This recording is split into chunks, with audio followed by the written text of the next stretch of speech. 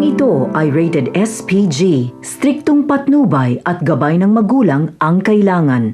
Talagang napakalaking sakripisyo ang ginawa ni Mang Celso para kay Bubbles dahil nagawa niya itong pagtakpan sa pagkakapatay nito sa isang mayamang negosyante na siyang lumusob sa kanilang pamamahay. Kaya naman dahil sa mga nangyari ay naging ulilang lubos na itong si Bubbles hanggang sa mapasok nga siya sa isang grupo ng mga kawatan sa Quiapo. Iginiit ni Bubbles na wala na siyang pamimilian pa para mabuhay. Naisip niya rin na sakaling mahuli siya ay makakapiling niya na muli ang kanyang lolo Celso.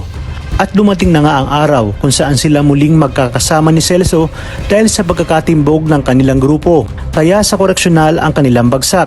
At simula noon ay siya na ang itinuring na prinsesa ng selda. Wala ngang makakapalag sa kanya dahil sa pagiging matapang nito. Sa kabilang banda, unti-unti na nga nating naiintindihan ang pinagdadaanan ni Olga dahil sa pagmamalupit sa kanya ni Don Julio, kaya't gustong-gusto niyang paghigantihan ang mga Montenegro. Lalong umigting ang kanyang galit nang mapaslang ang kanyang unang anak na si Greg. Sinabi ni Olga sa kanyang sarili na hindi man lang nagkaroon ng pagkakataon na magkita ang magkapatid na si Samantha at Greg.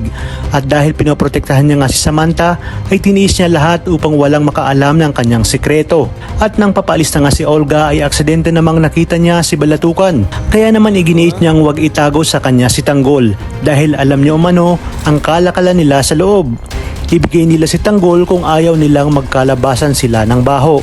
Kaya naman dito hinarap na siya ni Chief Espinas at sinabi na hindi lahat ng gusto ni Olga ay masusunod dahil siya lang umano ang makakapagsabi kung gusto o ayaw niyang ipakita itong si Tanggol. Dagdag pa ni Espinas na ibalik na ni Balatukan ang pera kay Olga dahil sa kanya lang umano itong si Tanggol. Ngunit ang mas ikinagulat ni Olga na alam pala ni Espinas ang tunay na ugnayan ni Mayor Celso at Olga. Sinabi ni Espinas na alam niya ang sekreto ni Olga at isang sabi niya lang kay Ramon itiyak na malalaman ni Don Julio ang tinatago nitong baho. Kaya naman subukan umano nitong pakialaman siya sa koreksyonal dahil magkakaalaman. Wala ngang magagawa si Olga kundi umalis na galit at nagpaplano ng kanyang susunod na hakbang.